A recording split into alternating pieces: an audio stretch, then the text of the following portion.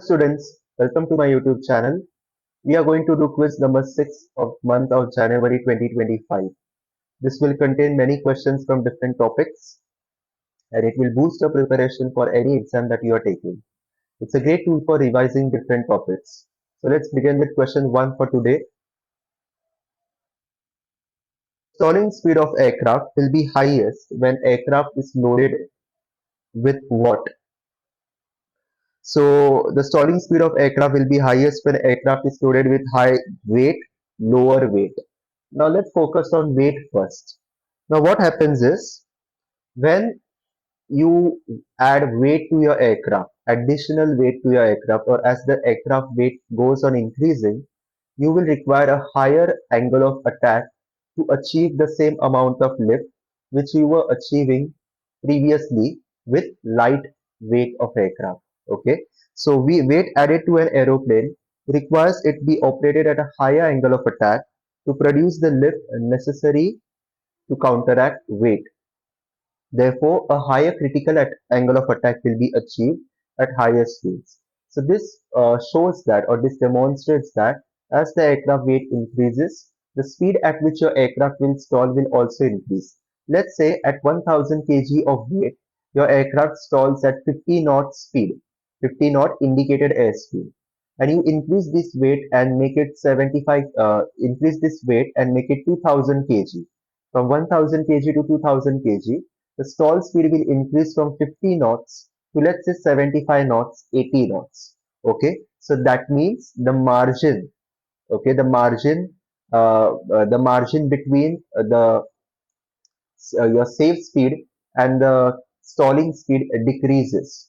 Okay, so previously you were stalling at 50 knots. Now you stall much earlier than that. That is at 75 knots. Okay, so as weight increases, your stall speed increases along with it, and therefore it becomes extra important for the pilot to keep an eye on airspeed indicator so as not to touch the stalling speed and critical angle of attack. Okay, so this is why as more weight increases, stalling speed also increases. As for center of gravity, there are two positions for center of gravity. We have aft CG, the most backward limit the center of gravity can go to, aft CG limit, and forward CG limit. Okay, so now when center of gravity moves to its most forward position, when the center of gravity moves to its most forward position, what will happen? The maximum amount of weight or the concentration of weight will will be available at the forward position of aircraft.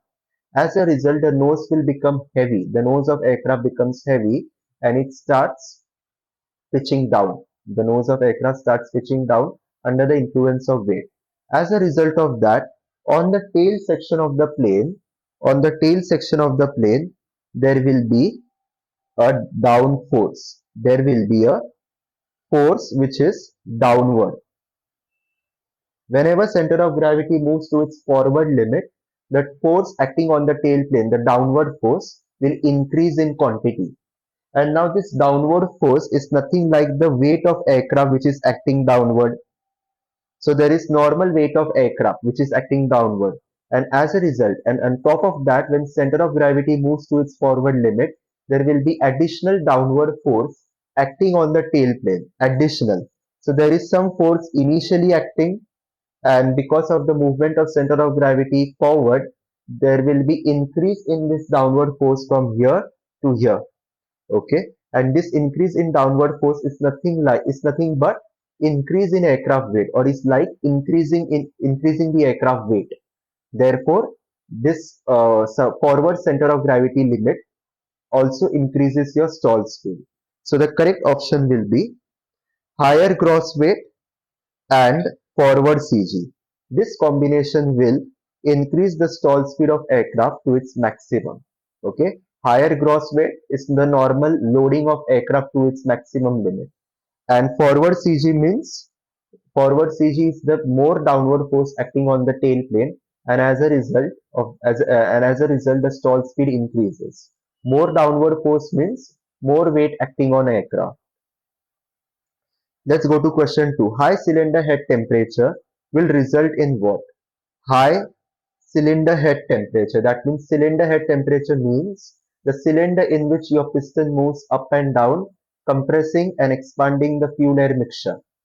Okay, so whenever compression happens, the fuel air mixture is compressed lot, spark plugs fire, and there will be burning of fuel air mixture and expansion of gases, and then piston will move downwards at power stroke.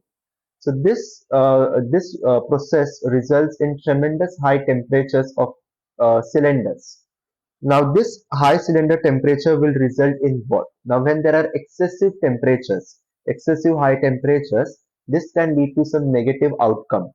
So due to an increase in oil combustion, due to foul spark plugs, due to an excessively rich mixture, due to an excessively lean mixture.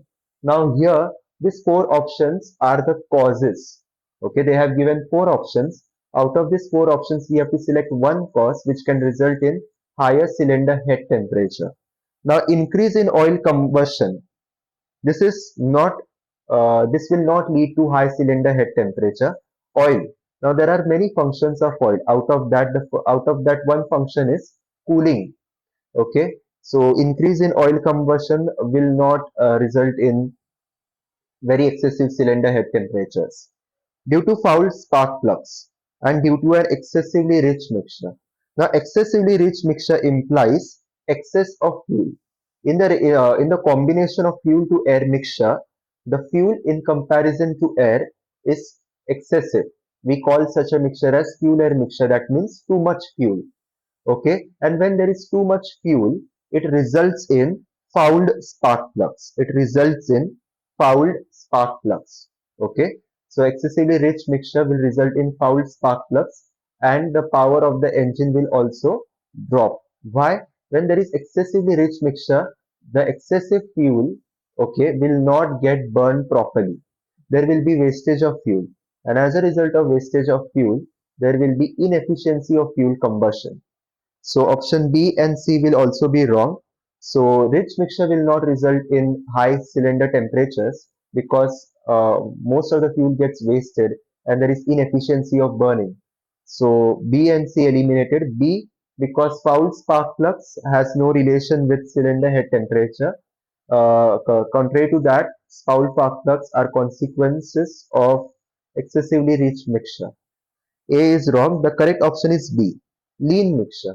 When you use your mixture control setting in the cockpit and adjust it to deliver very lean mixture of fuel to the cylinder, this will result in excessively high cylinder temperatures. How? Now, rich mixture is when you have excess of fuel.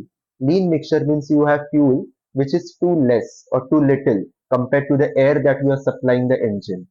Okay. So this is too little fuel. First, it will burn fully, and fuel. The other function of fuel is to also cool the engine. So now, when you have a lean mixture, all that fuel you have in this lean mixture gets heated up, and there is no fuel or very little amount of fuel left to cool the cylinder head temperature. As a result of that, a lean mixture will generate high cylinder head temperatures. So the correct option is option delta. Question 3. The ADF is tuned to a beacon if the magnetic heading is 040 and relative bearing is 2990. The magnetic bearing to the station is what? Very simple sum. Magnetic bearing to a station is nothing but your QDM. Okay? Magnetic track towards the station. So the formula is QDM equals to relative bearing plus magnetic heading. Relative bearing is 290, heading is 040. So that is equal to 330. So the magnetic bearing to the station is 330. If question asks you to find magnetic bearing from the station, you subtract 180 from 330. Okay, so this is how you do it. Also, I have made many videos in which I have solved VOR, ADF, RMI questions from RK Bali, and I have made a separate playlist called Solve Questions Radio Navigation from RK Bali. You will find those videos there. So also solve those questions, watch those videos if you haven't yet. Question 4. Before question 4, we will draw this diagram of this question. So let's say this is your ground station. This is your ground station. The QDM to that station is, let's say, 33, as we have found out, is 330. Magnetic track to the station is 330. Aircraft heading is 040. Aircraft heading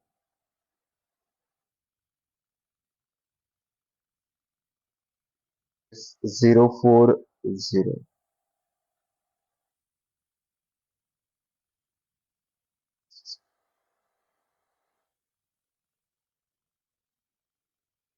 This is your station, NDB station here.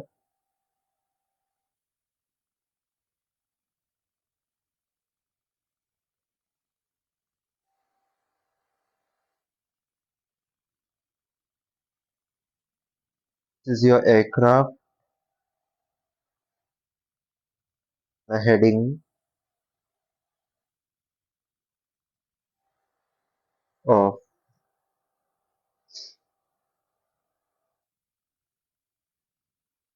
040.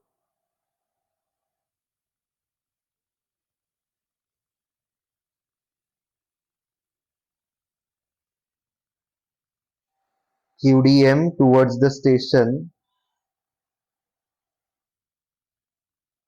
The station is 330.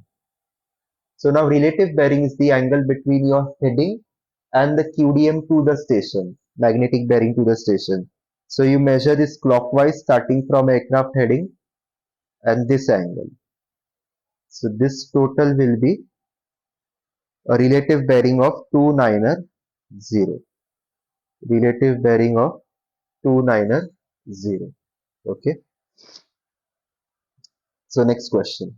If the relative bearing to an NDB station is 045, relative bearing is 045, magnetic heading is 355. Okay. The magnetic bearing to that radio beacon would be how much? Same question, similar. So QDM is equal to magnetic heading plus relative bearing. Magnetic heading is 355, relative bearing is 045. So when you add that, you get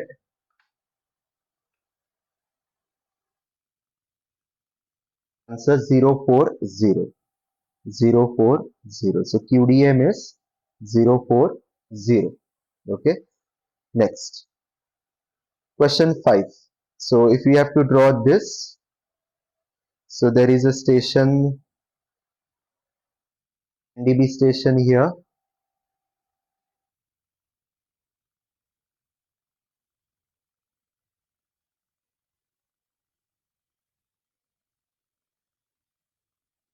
QDM is 040. QDR is 220. Aircraft heading is 355.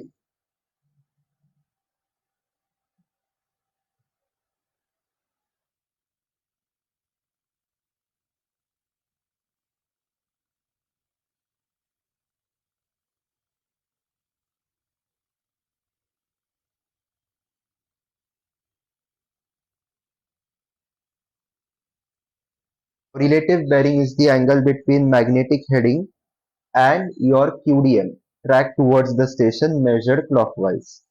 So you have to measure it like this. This is the track towards the station, QDM. So the angle is this relative bearing of 045. 045. Okay. And this is your north datum. This is your north datum. So this is how you do this sum. Question 5. Who has the final authority to accept or decline any LASO clearance, land and whole shot clearance? Now over here, what is land and whole shot clearance? Many airports have intersecting runways. Many airports have intersecting runways like this. Okay, so to facilitate airport operations and to facilitate airport operations and to accommodate more and more traffic in local airspace and in the airport, what ATC controllers resort to procedure they use is called land and hold shot procedure. So when ATC uses land and hold shot operations, they use one runway. They use one runway to for landing.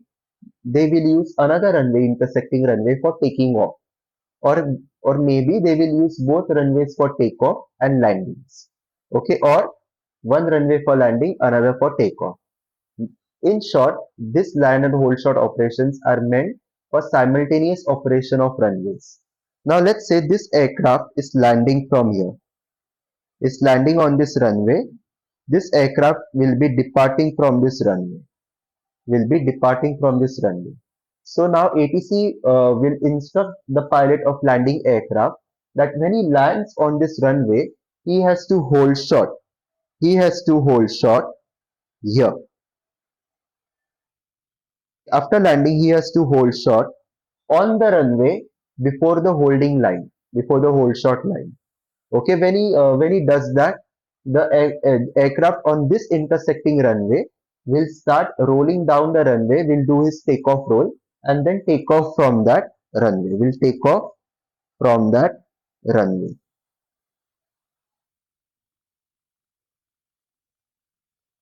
Will take off from this runway. So this is how ATC manages multiple things at one time.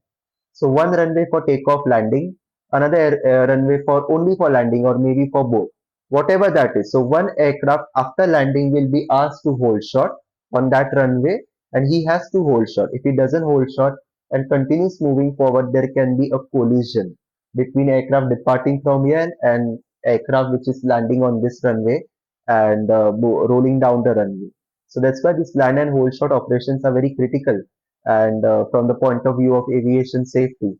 So the important point of this land and hold shot is that it is up to the pilot whether he wants to accept the instruction given by ATC or not. If ATC asks pilot about land and hold shot clearance, the pilot has a choice to decline that request. If he is not comfortable flying land and hold shot operations, or if he is not certain or not sure of decelerating his aircraft and stopping it right before this hold shot line. Okay, so in these conditions, the pilot can decline the land and hold shot. It's not a compulsory instruction to be followed by the pilot. ATC can only pop the question to the pilot, but the pilot has the authority to decline this request. Okay, because pilot in command is the final. The safety of aircraft rests with the pilot in command.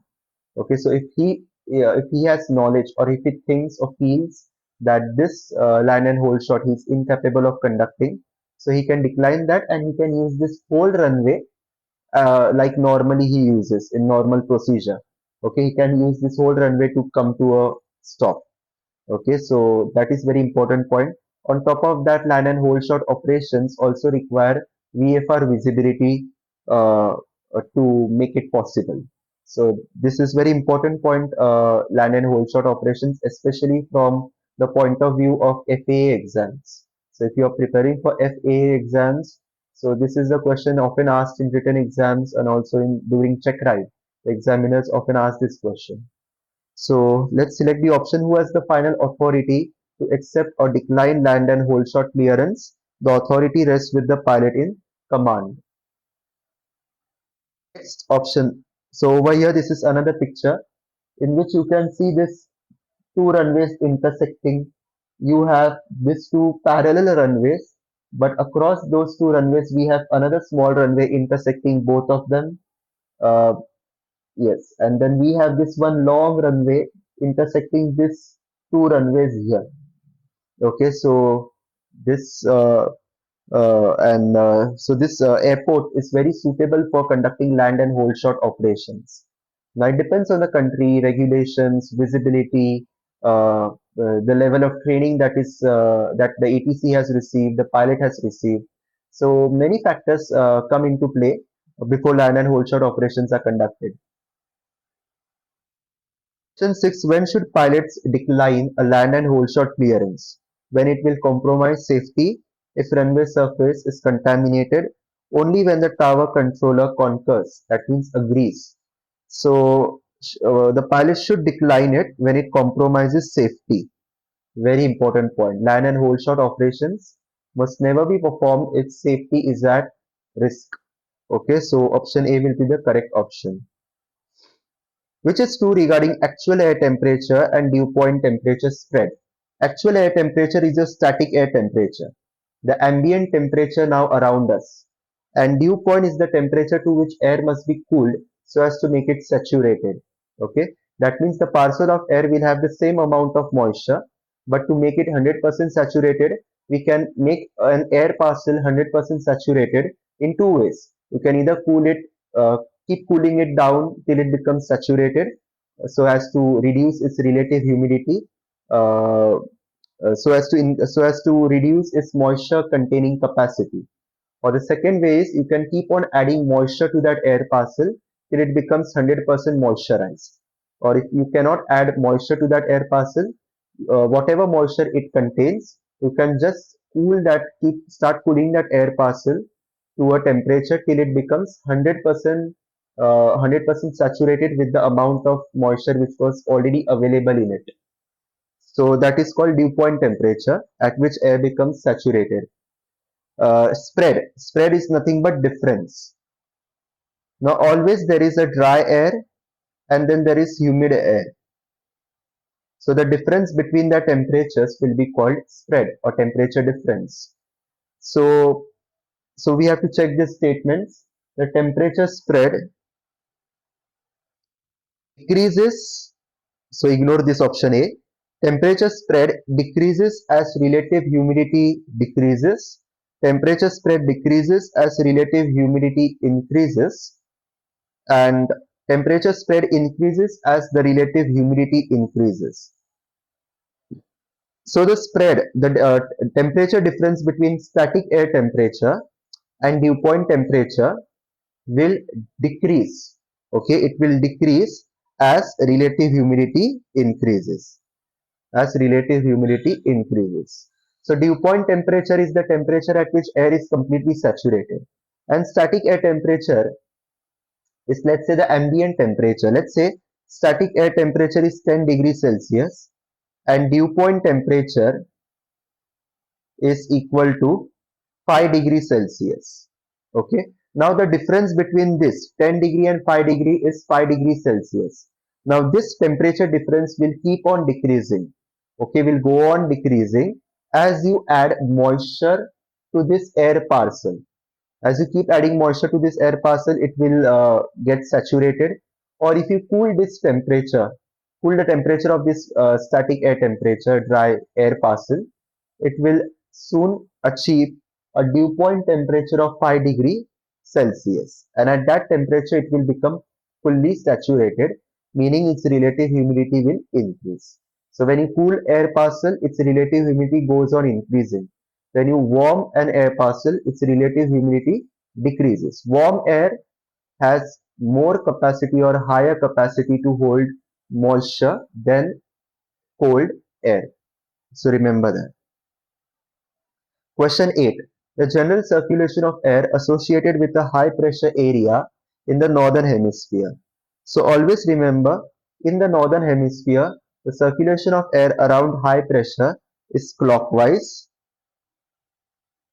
Okay, it is diverging. That means it moves away from the center of the high pressure, and it is descending. That means in a high pressure area, the air will descend from higher altitudes to lower altitudes. So descending. Okay.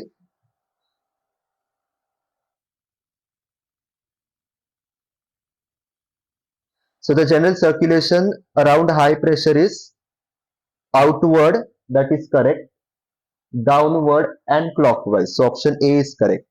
Upward. Now in low pressure area we have all the air which is converging in the center of the low pressure area, then when it converges at the low pressure area on the ground, it rises in the atmosphere, generating convective currents, convection.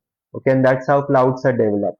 But in high pressure area, which is a stable region, we have air currents descending from higher levels to lower levels. So outward, downward, and clockwise. So with this question, we come to the end of this quiz. I hope you have liked this lecture. You have found some questions fascinating.